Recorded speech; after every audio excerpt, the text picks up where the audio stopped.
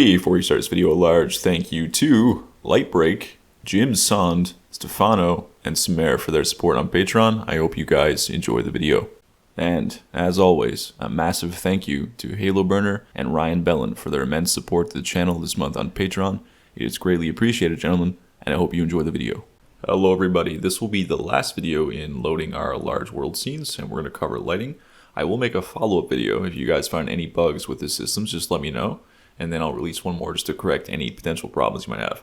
So I'm going to go into my world, load in every world scene I have here, and I'm going to go to my lighting tab, and I'm going to just turn on my lighting here in the gizmos, and I'm going to click generate lighting. But first I'm actually going to make a light settings asset, so I'll create this new one, and I'm just going to name it light or lighting settings, and I'm just going to change probably the resolution to a bit lower, and I'm going to change it to progressive GPU for the light mapper so it bakes faster for me. Okay, everything looks good there. Let's change the resolution to 20, and we are on our way. So I'm going to change it to also low resolution just so it bakes quicker. If I click this, it should bake, and oh, nothing happened. Well, everything turned kind of dark. Now, why is that? Well, every object in this scene is actually not set to static, not one single object.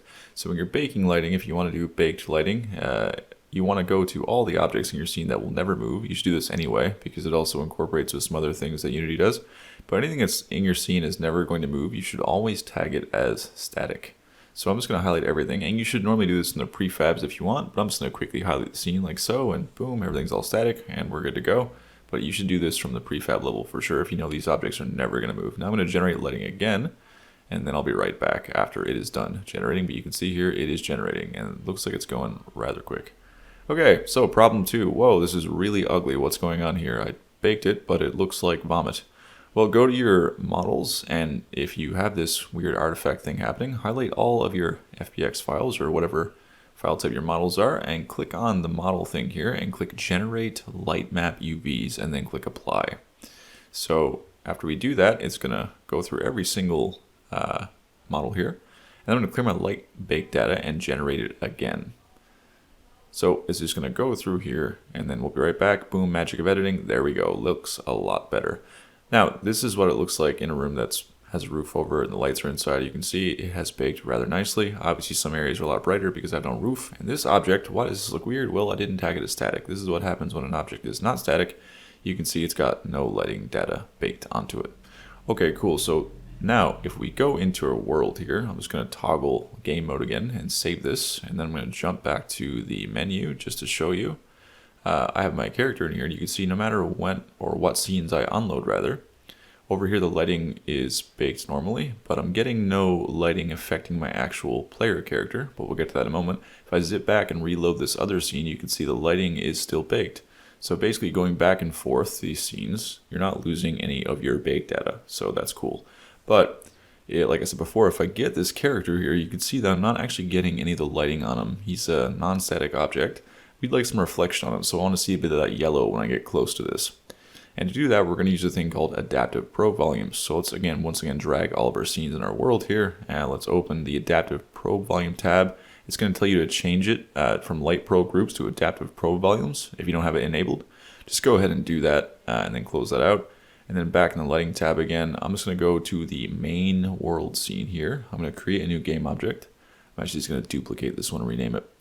I'm going to call this probe or light probe volumes.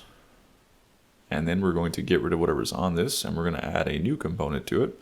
We're going to add an adaptive probe volume component. Now, make sure it's set to local. And what you can do is you can fit to the scene, and you can see here there's nothing happening. But if I go to my world manager and toggle light bake mode and re-enable everything, like so, let's just back off this so I can see it, and then go back to our light probe volume, and then click fit to scenes. You can see, boom, it actually goes to the bounds of all of our scenes. Now let's go to our adaptive probe volumes and change it from single scene to baking set, and then add to baking set. It will automatically add all the scenes you have loaded. Very good, nice and simple. And now comes a potential headache. So if I generate lighting here, that's all well and good. Now let's go back into our world location manager, and let's add a variable for this really quick before I show you a potential problem you might run into. And let's add the light probes header here so I can see where it is nice and clear. And the serializable field variable type will be, I believe it's called probe volume baking set. Yes, it is. Cool. And that should automatically add the needed namespace up there. So I'm going to call it bake set, and I'm going to drag in the variable here. And now if I go back into the game and click bake, you can see specified cast is not valid. And what I figured out this is painstakingly, there is a single mesh in your scene or multiple that don't agree with this setting. And you'll get this error over and over again. So a workaround is to tick off virtual offset in your light probe settings. And you can see here I can do a bake. But what you actually want to do, honestly, is you should find that problematic mesh and get rid of it. For some reason, Unity can't skip over this mesh. It throws an error. I'm not sure if that is a bug. If so, perhaps it should be reported. But you can untick that virtual offset and it'll be fine, or you can find the problematic mesh and it'll also be fine if you disable it. Now under start, I'm going to start a coroutine, wait, then set active scene. And in this coroutine, this is on World Location Manager, by the way, I'm going to throw a bool up here for has active scene is equal to false. And what we're going to do is we're going to say, while we do not have an active scene, we're going to go through each scene in our World Scene Manager, and we're going to look for our world scene. So the scene that never changes, basically the scene that is always there that we load all of our additive scenes on top of. And when we find that scene, we're just going to basically set our light bake or probe volume group by first saying if world scene manager dot instance loaded scenes i's name equals world scene manager manager dot instance dot world. Then we're going to say has active scene is now true, and we can also say probe reference volume dot instance dot set active scene, and then we're going to pass the scene we just said, which is our world scene. And I'm just going to say has active scene is equal to true, and then right below that we're going to make one more reference to the probe reference volume dot instance dot set active baking set is what we're looking for, and we pass our baking set. Okay, and let's do a yield return wait for end of frame, just in case it needs a moment while we're stuck in this loop. Let's just give it another frame if it doesn't have the scene loaded yet, but it should be fine. And now we can save this, and that should be all we need to do. So I'm just going to jump back in and test it to make sure. Now I'm in my scene here. You can see I'm getting the nice fire effects on my player from this light. And not only that, if I go all the way across the map to this other end, you can see I'm getting the nice yellowish glow. And if I go back again after this, you can see when the scene reloads, I still get the probe volumes.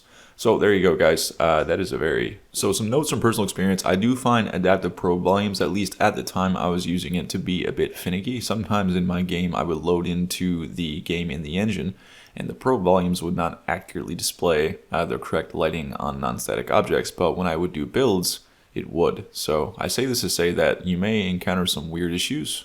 Alright guys, like I said, if you find any issues with any of the functionality here, just let me know in the comments. I will make a follow-up video to fix any potential bugs that might be found.